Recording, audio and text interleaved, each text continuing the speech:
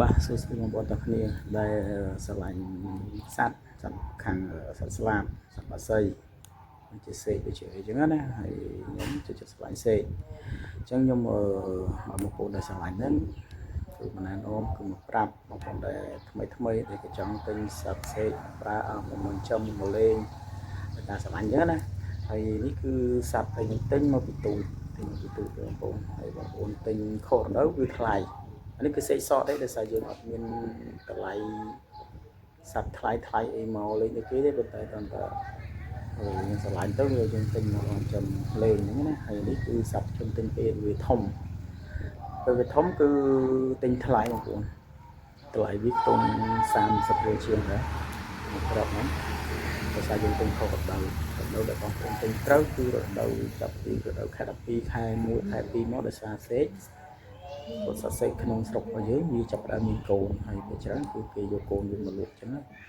ហើយពេលដែលវាសម្បូរខ្លាំងដោយអាពីនេះអីតម្លៃវាខ្ញុំទិញពីទូមកបញ្ចុះរបស់គោទៅទិញខ្ទង់50000តាមភេទផ្សេងចឹងណាតែបើខុសតម្លៃហ្នឹងបងប្អូនឲ្យ30រៀលជាងហ្នឹងគេចាំលក់ផងចឹងណាអញ្ចឹងបងប្អូនបើសិនជាត្រូវការសេកមើលរដូវហ្នឹងមិនត្រូវហើយសេកក៏ដូចគ្នាបើសិនជាយើងចំធំបដិបត្តិខ្ញុំមកធំនោះគឺយើងយកមកពីភាសាគេចាប់ពីព្រៃមកអញ្ចឹងច្រើនគឺសេកសក់នោះអត់មានពេញចំទេអញ្ចឹងទី1គឺវាកាចរបស់វាកាចហើយវាសាំងទេអញ្ចឹងចាំវាខំឲ្យវាឲ្យតែយើងចំពីតូចនេះក៏មិនធម្មតាដែរពីខំដៃដូចគ្នាបងខំតែយើងលេងវាឧស្សាហ៍លេងវាស្និទ្ធស្នាលវាមិនទៅជួយតាមការធំនោះគឺខ្ញុំយកមកផ្សាំងវាគឺវាលេងខំហើយលេងខំប៉ុន្តែយើងដូចសេកដែលយើងចាំទៅទេវាអត់មានស្ងៀមទេគឺវាតាចេញទៅពីដៃយើងគឺរត់ឡើងដើមឈើហើយណាគឺអត់ទូនេះគឺខ្ញុំចាំពីតូចមកវាគឺ50000ចិត្តពុកមកសាក់ទៀតហើយយើងមានក្តាប់ពុករយបញ្ចុកវាទុំចិត្តមួយខែដែរឥឡូវវាចេះស៊ីចំណេញខ្លួនឯងហើយវា slow ប៉ុន្តែយើងដាក់ណាគឺនៅតំណែងភាសាចិញ្ចឹមទូចណាចឹងយកការទៅ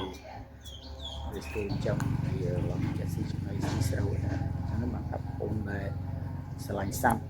ស្លាបសេកទៅតែយើងចំមកពីទូចបានស្រួលបងប្អូន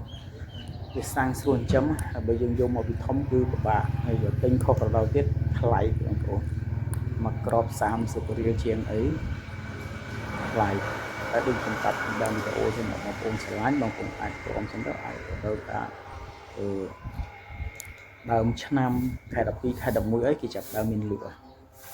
ចឹងអាទូនេះជាងស្រួលចឹងនេះគឺខ្ញុំយកមកផ្សាំងវាខ្ញុំផ្សាំងហើយវាលេងខំដៃខំអីដោយសារយើងផ្សាំងវាទៅវាលេងខំប៉ុន្តែក្រោយវាអត់នៅស្ងៀមទេដោយសារសត្វធ្លាប់តែរស់នៅក្នុងព្រៃសេរីជាតិហ្នឹងដល់ពេលយើងយកដាក់ធុងនៅតែមកដោយអត់តូចនោះខ្ញុំចាំវាពីទូចមកវាស្រួលវាសាំងវានេះវាអត់ទៅមកដាក់នៅកណ្ដាលគឺនៅកណ្ដាលហើយចំណុចដូចគ្នាហ្នឹងគឺវីដេអូខ្ញុំចែកជូនបងប្អូនប៉ុណ្ណឹងអរគុណច្រើនបងប្អូន